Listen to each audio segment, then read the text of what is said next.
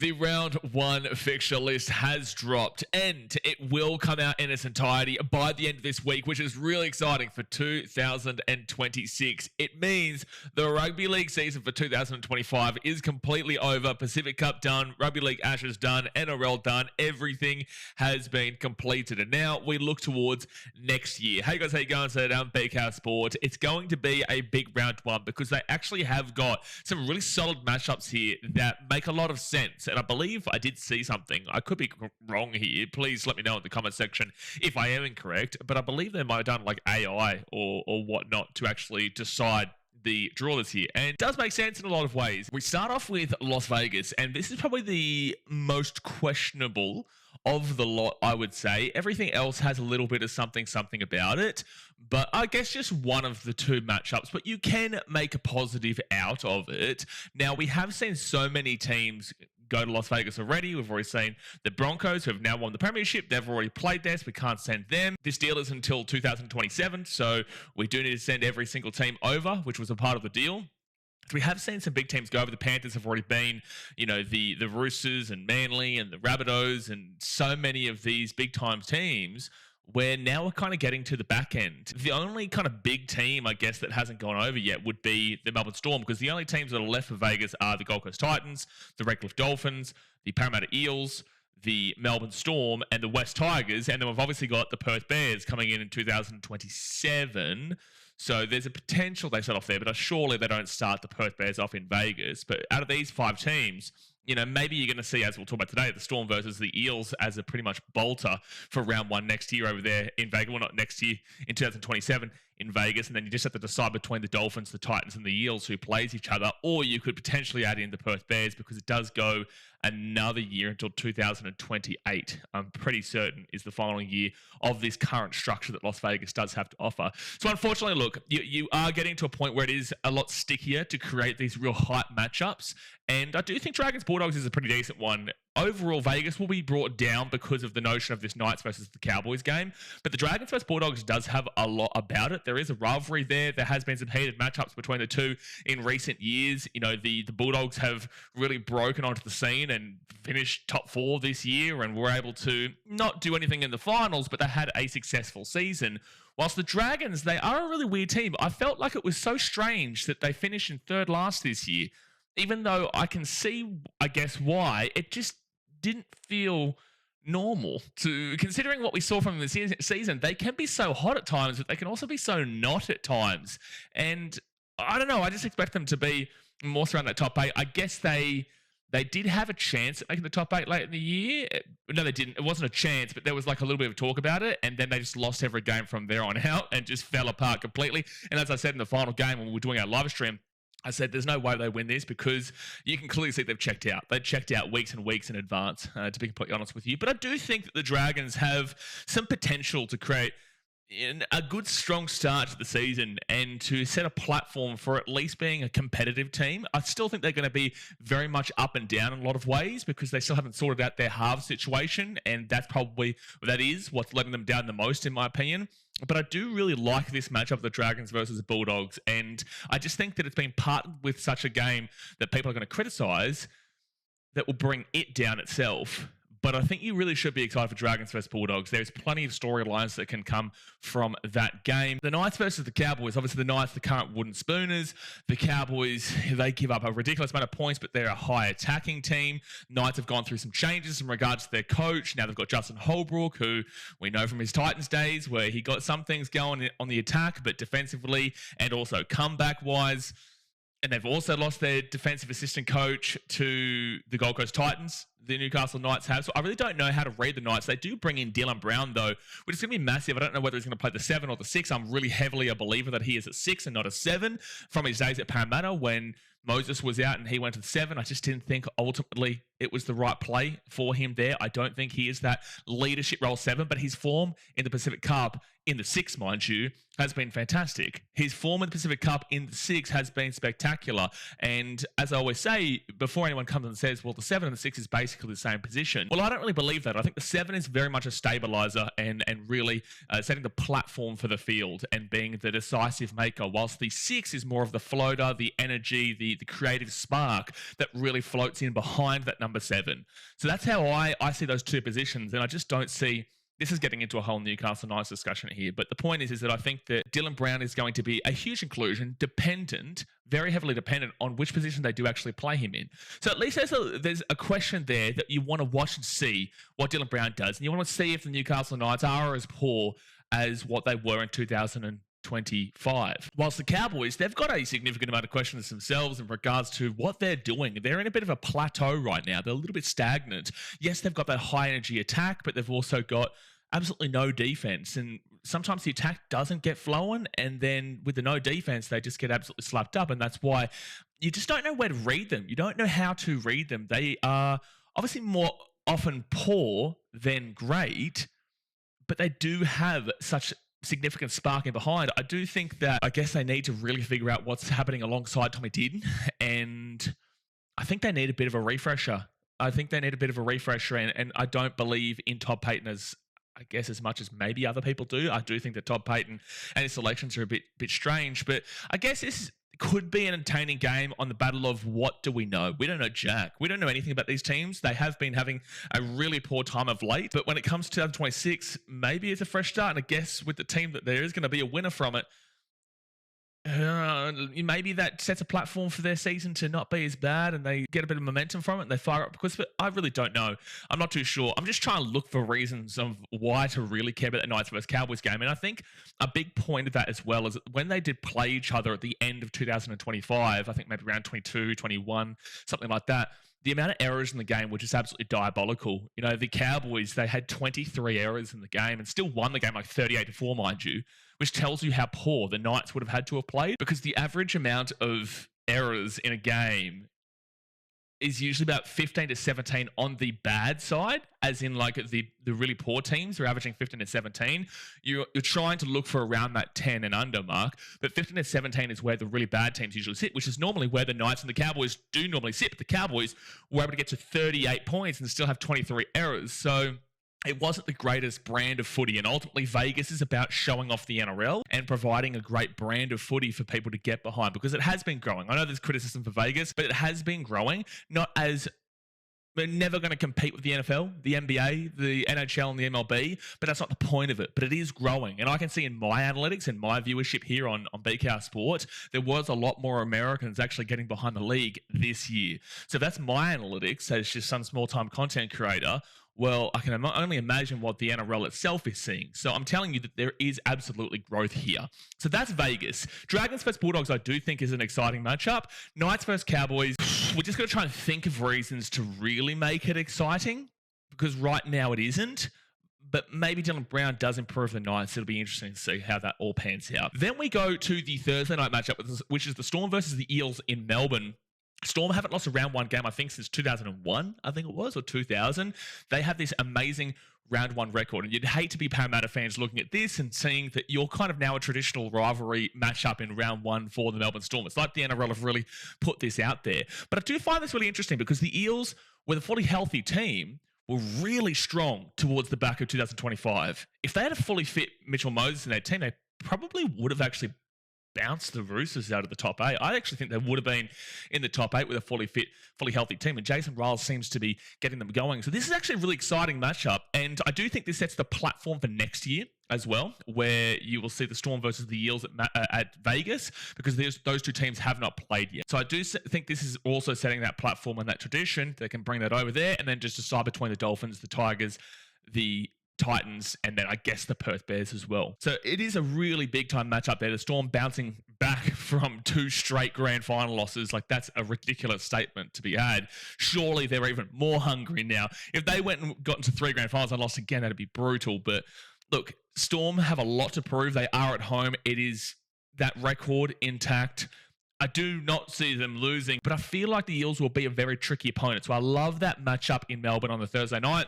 And then we go over to the Friday games, which is the Warriors versus the Roosters in New Zealand and the Panthers versus the Broncos in Penrith. Now, this is massive. Warriors versus Roosters in New Zealand is always going to create that hype. Roosters have got a really strong team in 2026. The Warriors at home coming off a Well, they didn't make the top 4 in the end, but a positive season for them. I predicted them for second last. I put my hand up and I say I was completely wrong. Most people had them down the bottom 4. Most Warriors fans didn't have high hopes for them in 2025. But they were able to really strongly push into the season based off of their defense. But their attack was always pretty poor. Even when Metcalf was in the team, their attack was still one of the lower numbers in the league around that midpoint to 3/4 of the way through the season point before that massive drop-off.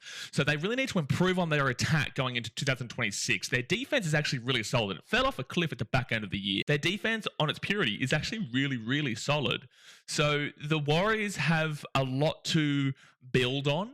The Roosters, and they're at home, the Roosters, whilst everyone predicted them to have a poor year this season in 2025, they have a lot of momentum going into 2026, especially with the new signing of Daly Cherry Evans, which we spoke about on a video the other day. I know a lot of people have negative thoughts about it, but for mine, go watch that video. And whilst I can understand where you're coming from, there is reason to believe this Roosters team could win a premiership. They really could, if all things goes to plan there. So I'm looking forward to that Warriors versus Roosters on the 6 p.m. time slot in Australia. And just to clarify, for people who are always like, why the Warriors always get that 6 p.m. time slot in Australia, well, it's because it's 8 p.m. over there in New Zealand, so it's prime time. So basically, the NRL gets 2 prime time games, and if you put it on at the 8 p.m. time slot for the Warriors, well, in New Zealand, that's 10 p.m., and then the Warriors fans aren't going to bed until midnight. So it is always going to be this 6 p.m. game. It is a perfect time slot because you effectively get 2 prime time games. Then we move to the Panthers versus the Broncos in Penrith, and what more can you ask for here? This was an incredible game, an absolutely incredible game in the preliminary final of 2025. The Panthers, their streak was ended. Their 4 premierships in a row, their 5 grand finals in a row was ended by the Brisbane Broncos, who went on to win the grand final. The Panthers at home, I don't think it's still a Penrith. I think they're still probably playing out of CommBank, actually. So I've got that wrong. I'm pretty certain they're still playing out of CommBank. Their stadium's probably still getting done up, so that's my bad. But the Panthers in Sydney, looking for revenge, whilst the Broncos are looking to really push through and to have their title defense like the Penrith Panthers did. It's a very interesting year next year. The Broncos have maybe opened the floodgates for other teams to break this trifecta of the Melbourne Storm, the Sydney Roosters, and the Penrith Panthers. So are the Broncos going to set the platform and the foundation to really encourage these other teams to get into the fray as well and to take down this monopoly that we've seen? Or was it a one-year kind of hoodoo? What's happening with Payne Haas? You know, is Reece going to be able to have as fantastic a back half of the year as he had this year? Because he was awful in the first half, but the second half he was the best player in the league you ever did see. So there's a lot of talking points about this, and there's a massive revenge factor. That's a huge game on Friday night. Then we've got on Saturday the Sharks versus the Titans in Cronulla, and Manly versus Raiders in Brookvale. That's right, because of the Vegas games, I think there's only one Sunday game. Yes, yeah, there is. I was right. So there is 2 Saturdays, and then there is the one Sunday. So Sharks versus Titans in Cronulla on Saturday, and same with Manly versus the Raiders in Brookvale. Now, Sharks versus Titans is very interesting because Josh Hannay, the assistant coach for the Cronulla Sharks, is actually now the coach of the Gold Coast Titans. The Titans are going through a massive rebuild for the 100 millionth time in their entire history. It is, as a Titans fan, very difficult to watch, but we live in hope that things are going to change, and this is a good game for the Titans to actually get first up. Because whilst the Sharks are a very strong team and have made multiple prelims in a row now, yes, they've lost, but they've got multiple prelims in a row, both these teams don't usually start off that well. They struggle in round ones traditionally. So this is a chance for the Titans to get an early scalp, but the Sharks are definitely still going to be the heavy favourite. The Sharks should win that game. They really should. But there is that thought process that Josh Hannay is now, he knows what the Sharks will do. He knows how they operate. He goes to the Gold Coast Titans. He's bringing up this fresh rebuild. He's changing a lot in the roster. He's changing a lot in the coaching staff. He's changing a lot overall as the club, and that's what they need. Whether they win this game or not, it's just about seeing that change initiated. We need to see the Titans progress rather than stagnate at the bottom of the table, which has been so consistent. A lot of high attack, probably not much defense overall, but the Sharks do have a pretty good defense when they want to have it, but sometimes they completely click off as well. And the Titans actually made a game of this late on in the year against the Sharks for the first half, and then the Sharks pulled away in the second half, which is a very Titans thing to do as well. So that is, especially for me, that's a very exciting game. I'm just glad that we're playing in round 1 this year. Last year, the Titans did not play, or 2025, they did not play in round 1, and then they played the last game of round 2 against the Bulldogs, so it was a long wait for Titans to play some rugby league. A lot of Tigers fans have been saying that they've had multiple buys in a row. It's not true. You had your first round bye in 2024, and then it was the Titans who got the first round bye in 2025, and now you've got it in 2026. So yeah, you are getting the rough end of the stick there, but you haven't had back-to-back. Unfortunately, it was the Titans earlier this year. So look, Sharks vs Titans does have a bit of insecurity about it from Cronulla's side, but they still should be confident favourite. Now you go to Manly versus the Raiders in Brookvale. We've seen Jamal Fogarty go from Canberra over to Manly. He's got Luke Brooks there. Cherry Evans is gone. The Canberra Raiders, I believe, have just signed Kobe Black to potentially partner Ethan Strange, or are they going with Ethan Sanders to partner Ethan Strange, or has Sanders not improved and shown enough? Because we did see in that Dolphins game, he didn't really do too much, and he hasn't really had too much of an opportunity. But them signing Kobe Black, well, Kobe Black's leaving the Brisbane Broncos because Jonah Pezz's coming in, and there's Reno and Ezra Mam, and there's so many players here, there, and everywhere in the half. So Kobe Black's like, I'm going to go somewhere else. I believe this is what's happened. So if he has gone to Canberra, like I did see, well, that's huge, because that means that they've probably said, well, we're going to put you in. We're going to put you in. You've got a much higher chance of making it here than the Brisbane Broncos. It's very interesting there. Manly, completely new look about them, and have the halfback that the Canberra Raiders have utilised for the last couple of years that has got them into the finals. I don't think that Jamal Fogarty is ever going to win a premiership. I don't think that he has the ability to get his team over the line, but I do think that he is an upper end halfback that can compete. I just can't see him, and this is what I said at the Titans as well, I can't see him taking that next step. So it'll be interesting. We did see that in the Canberra Raiders this year, I guess, to be fair, in a lot of ways. But that is Manly. Whilst the Raiders do have a completely shifted team, they're coming off a minor premiership in 2025. What are they going to do? Can they completely drop off? Was that a one-year syndrome kind of deal? Or are they going to be able to really set a precedent that they are here to stay, and they're a very tough team. They've still got a really good team across the park, but I guess that spine is going to be super young. It's a very young spine now, mixed in with really strong forwards and really strong backs, but that spine is going to be the biggest question mark there, and if Ricky Stewart can get them up and going again. So was it too much of a hurtful year of 2025, not being able to push into the finals further and getting knocked out in straight sets as the minor premiers? Well, it'll all be waiting to be seen. So Manly versus Raiders is a good one there on Saturday. And then Dolphins versus Rabbitohs in Brisbane to finish off the round. Dolphins, Wayne Bennett was their coach. Now he is at the South Sydney Rabbitohs. So similar to the Sharks and Titans with Josh Hannay. Wayne Bennett now, after a year, is with Rabbitohs, and they have David Fafita now. They've got a lot going for them if they can remain injury-free, because in 2025, they had the most injuries, like 280 collective games, by a whopping margin to second in regards to injuries. And if you go all the way back to the Tigers, who came in fifth last, they actually had like over 230 more injuries on a collective games than the Tigers did. Right, so that's a bit of a worrying sign there for the Tigers in a lot of ways, when they were the least injured team and still finished in fifth last. And there was all these teams with 100 plus, 200 plus, 280 or something for the Rabbitohs.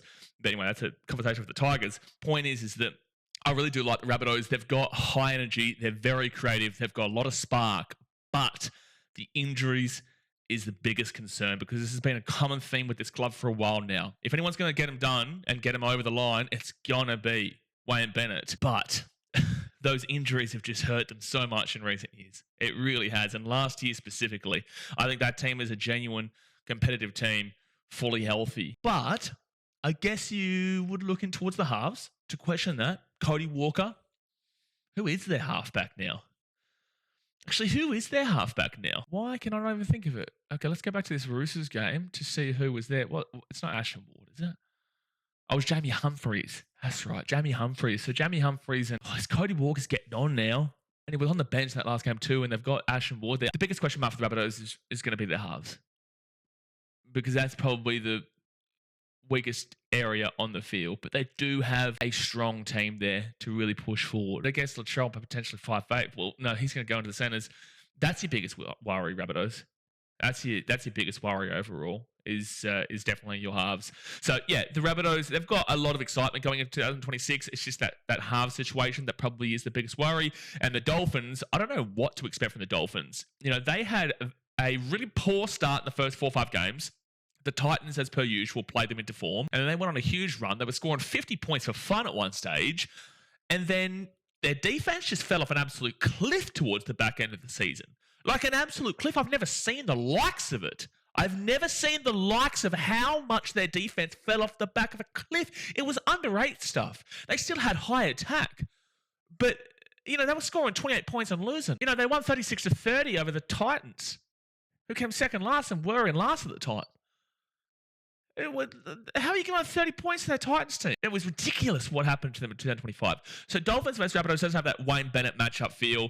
There is a lot of attacking promise there with the Dolphins to continue on from 2025, but the Rabbitohs have a lot of promise if they are fully fit and fully healthy, and this is probably the worst time for the Dolphins to play them. The worst time, even though it's in Brisbane, this is the worst time for the Rabbitohs to play for the Dolphins to play the Rabbitohs because they will be fully fit, fully healthy. And then look, the final thing to note is the Tigers do have the bye. As I said before, this is their second first round bye in 3 years. In 2024, they had the first round bye, and again this year. I hope they don't do to the Tigers what they did to the Titans earlier this year, where they didn't play round 1 and then they're the last game of round 2. And it's against a really strong opponent.